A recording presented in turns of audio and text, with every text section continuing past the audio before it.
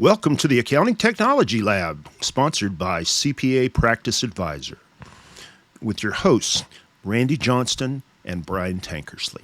Welcome to the Technology Lab. I'm your host, Randy Johnston, with co-host Brian Tankersley. We are so pleased to talk to you today about Microsoft 365 plans and options. And as it turns out, it's like, what do I do about this? Because, I've been on OEM Microsoft products for a long time, or I've been on software assurance, but it's clear over the last 10 years or more that Microsoft has been pushing very hard to get Microsoft 365 purchases done.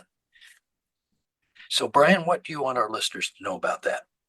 Well, I think just like a lot of the software that we've talked about in the past, there are a lot of different kinds of Office 365, Microsoft 365 plans, and we want to make sure you get the right ones. And so one of the things that we've got to talk about what some of the plans have and what they don't, and what the differences are. There's some nice PDF comparisons that get down into the features in really excruciating detail, but let's just start out by talking a little bit about the plan families that are out here. So I'll actually go ahead and just throw a slide on the screen here.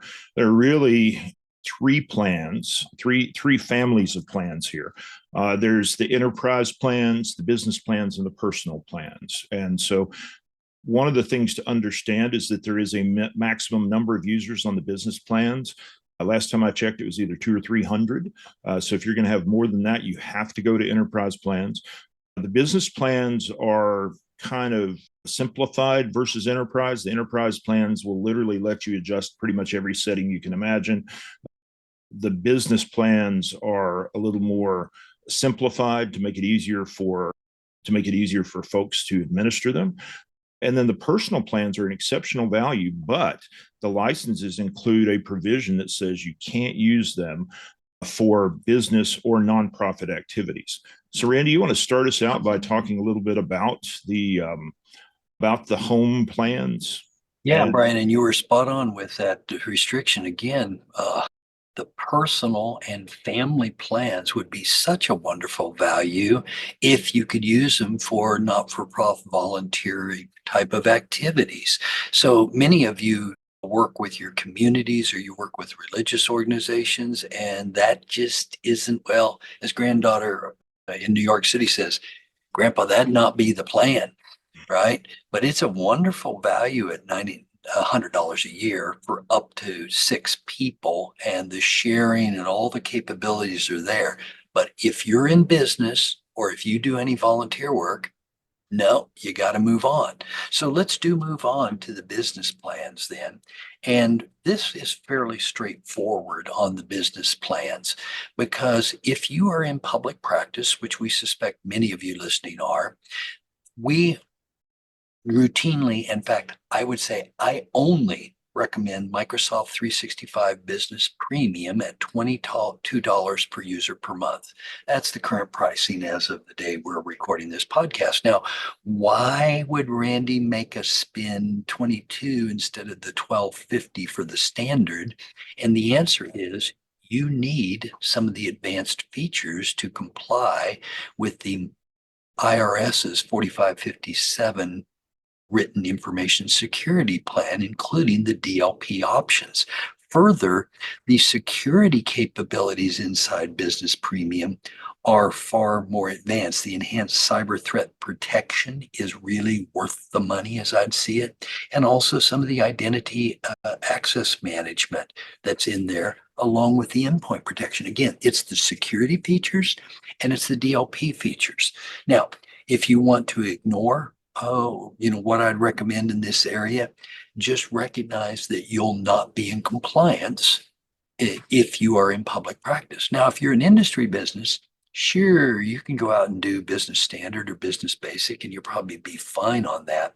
Now, one other caveat, Brian's already identified that there traditionally has been a maximum number of users in the business plan. But one of the other restrictions that existed for a long doggone time is you could not convert from business to enterprise. So we've found that the best workaround, frankly, is that you have at least one of the enterprise licenses, E3 or E5, as your base license in your plan, and then you add business premium to your heart's content at the CPA firm level. So the other thing that we've talked about in a prior podcast is the Microsoft Copilot 365. Now, Copilot 365 is the AI module.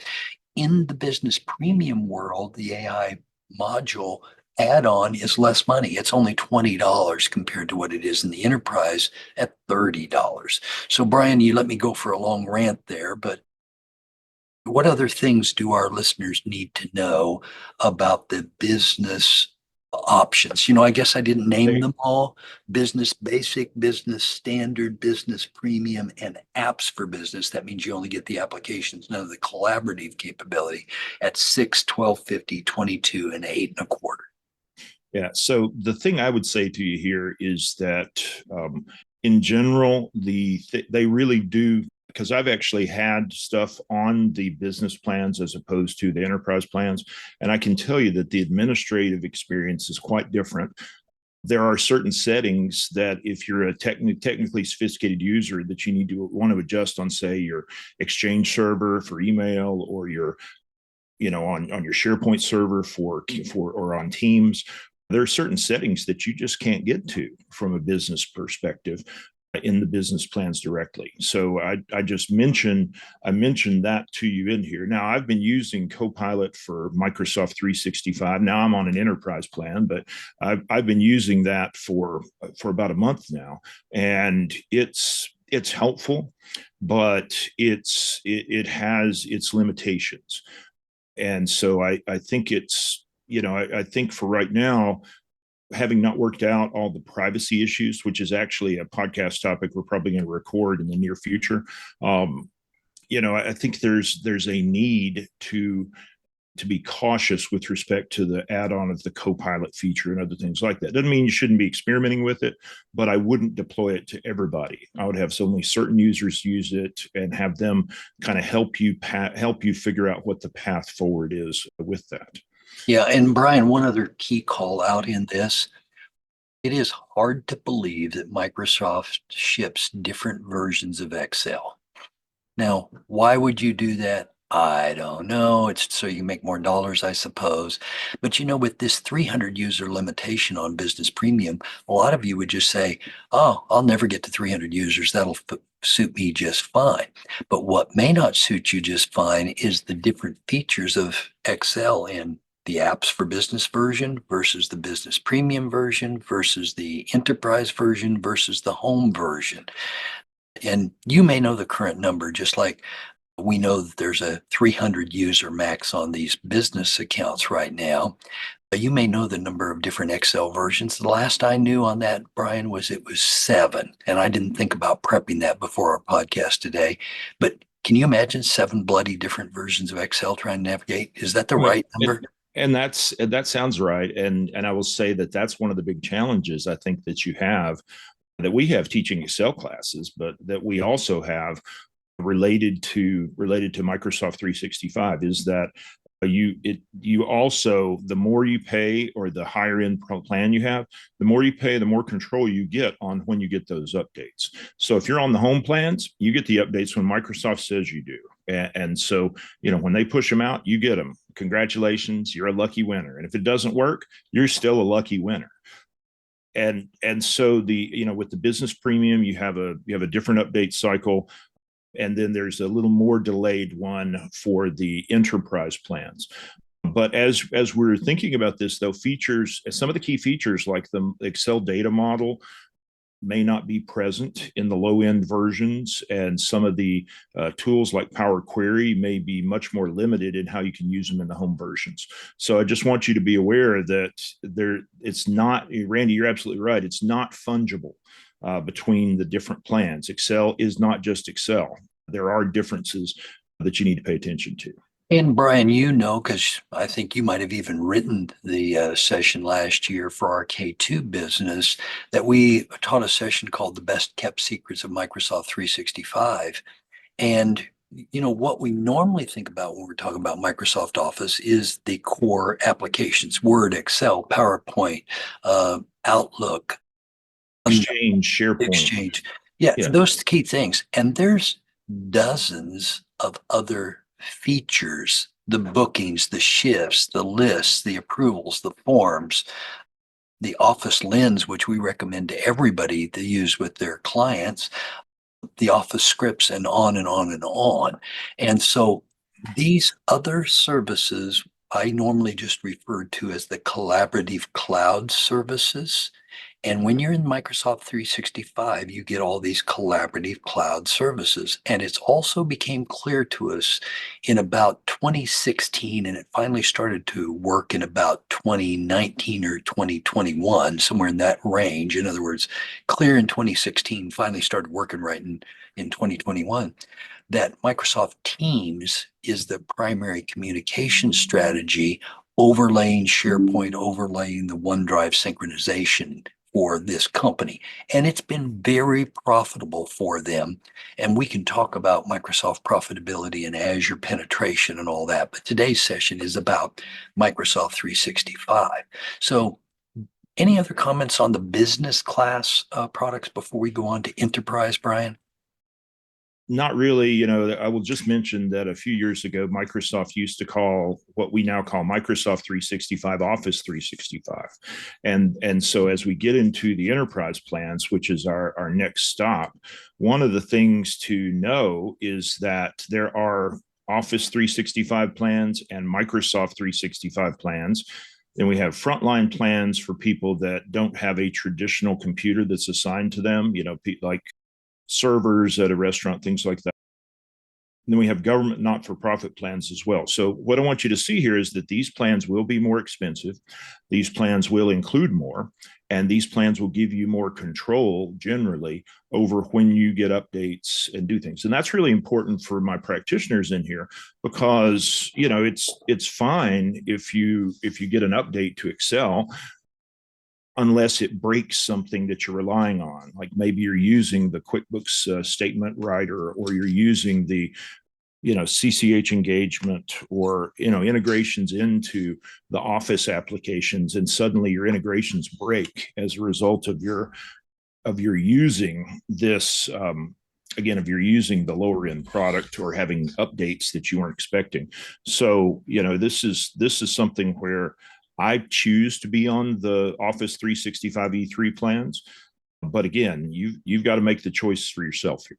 Yeah, and I'll go a little further on a couple of fronts on this, because you are correct calling out the not-for-profit plans, for example. And of course, a lot of people buy those through a consolidator like TechSoup, which has wonderful values.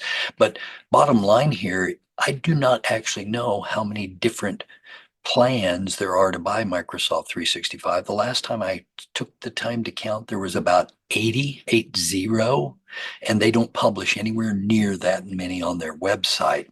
Further, the governmental entities, again, very simple listings on their website with G3 and G5 of both Office 365 and Microsoft 365, but they also have GCC High, and those are not listed here. The high security deployments, which I've helped people with as well.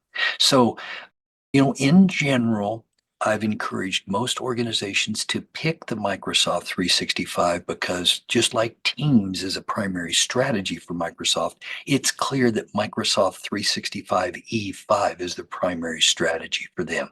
That's currently at $57 a month. In fact, let's do it right this time. Microsoft 365 E3 is $36 per user per month. 365 E5 is $57 a month, and 365 F3, kind of an email only client, is $8. Now, on the other hand, if you did the Office 365 plans, you can get the apps only, Word, Excel, and so forth, for $12 a user a month, but you give up all the cloud collaboration, or most of the cloud collaboration capabilities.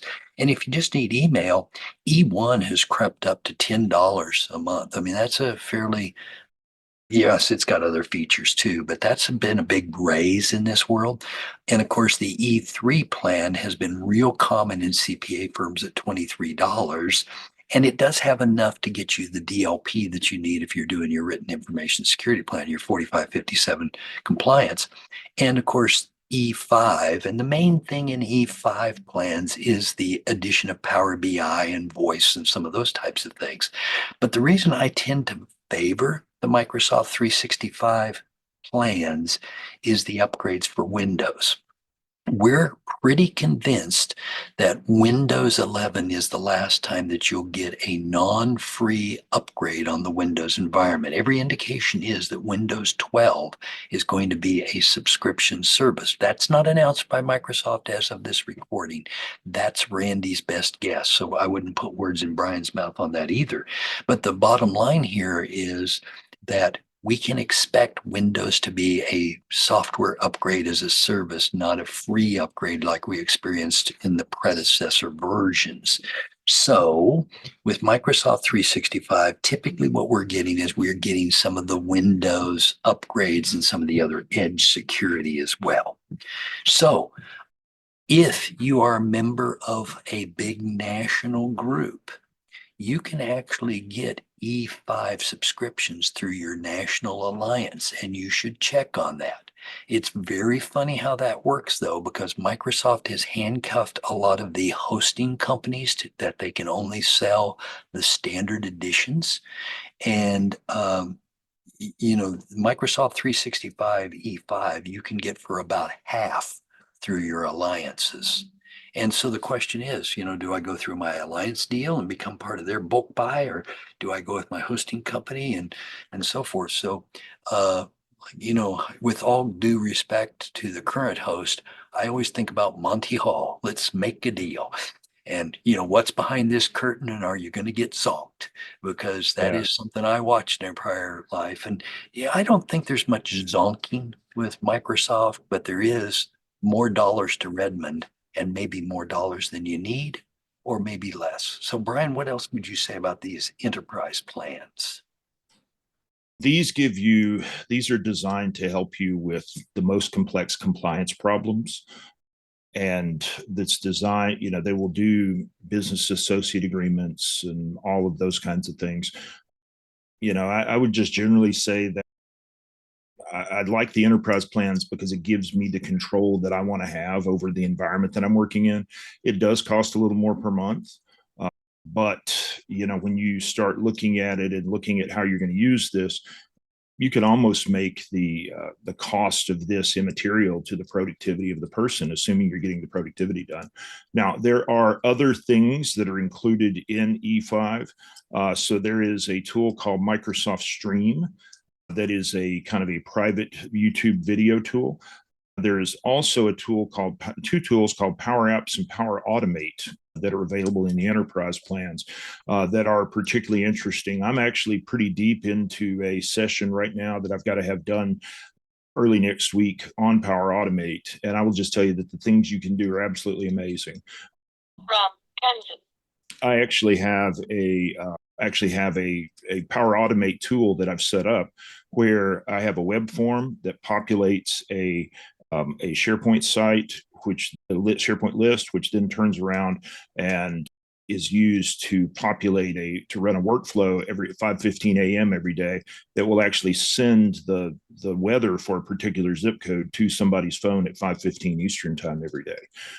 And so that's, again, it's simple, but when we talk about doing those kinds of things, the Forms tool, the Power Automate, Power Apps Planner to do the Loop tool, it's kind of a collaboration tool, as well as the virtual agents tool.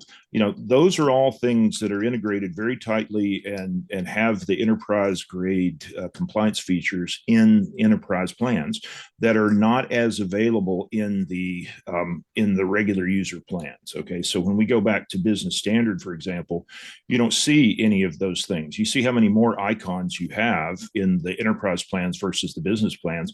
If we were to, there's no mention in the business plans of Power Automate or any of the Power Platform things, including Power BI. So I think it's important to understand here that you may be locking yourself into a platform that won't scale to do the things you need to do in 3 to 5 years by going with the lower end plans. Yeah, so that's why I always put the safety net out. License your first account as one of the enterprise, and then you can add the business premium if you want to take that strategy. Or you may say, no, we're just going to spend the dollars because people's productivity and access to the tools are important. And, you may wind up on the E5 plan. And over the last few years, the Microsoft 365 E5 plan is the only one that has not had price increases. Now, at the enterprise level, Copilot is $30. And my claim has been that Microsoft will do their very best to get $100 per user per month from each of us. And I've been saying that now for 4 years, and we know we're getting close. Let's see, 57 plus 30, that's 87. And I can give you a few more things that I know are in the making. So it's pretty clear that's going to be the case. Well, Brian, I know we were just trying to give a pretty good overview of the thinking behind a lot of this Microsoft licensing. Your mileage may vary when it comes to licensing. Every distributor, every hosting company, everybody who deals with Microsoft all gets different deals. And so it truly is the Monty Hall world of licensing. But, in terms of value, Microsoft licensing seems to me to be a fair value, which is what I'd be more concerned about. What else would you have our listeners know? I would just say generally that I think they are doing a good job of giving you options. I think you need to be careful that, like Randy said, to take kind of that approach to protect yourself so that you don't have this problem of I can't upgrade or I can't switch to the one that I want. I also think that again, we've got to consider other strategies in here, like Adobe Acrobat, now is what, $20 a month, I want to say. And so as we're thinking about this, I don't want you to get too much in the licenses so that you don't so that again you're just, all the monies that comes in is going out immediately to pay licenses. So I think you've got to come up with a good strategy. I think you also, though, if you're going to get the higher end plans, I think you need to spend some time exploring the other features that are in there. The all the tools that we were talking about earlier, that are in the enterprise plans that aren't in the personal plans or in the business plans, the Power Platform things and other things like that. I hope you'll dig into those because I think there's a lot of value to be extracted there, but it's not going to come find you. You're going to have to go spend time on it and figure it out. Yeah. So in other podcasts in the Accounting Technology Lab, we'll talk about the licensing or features. For example, the Acrobat Pro, which is $20 per user per month right now, or Creative Cloud, which is $36 per user per month. But many of you still have an interest in using the Zoho One Suite or using the Google G Suite family of products. And those are reasonable solutions in the right situation. Well, it's a pleasure always to speak with you in the Accounting Technology Lab. Brian and I look forward to having you listen in on another session. Good day. Thank you for sharing your time with us. We'll be back next Saturday with a new episode of the Technology Lab from CPA Practice Advisor. Have a great week.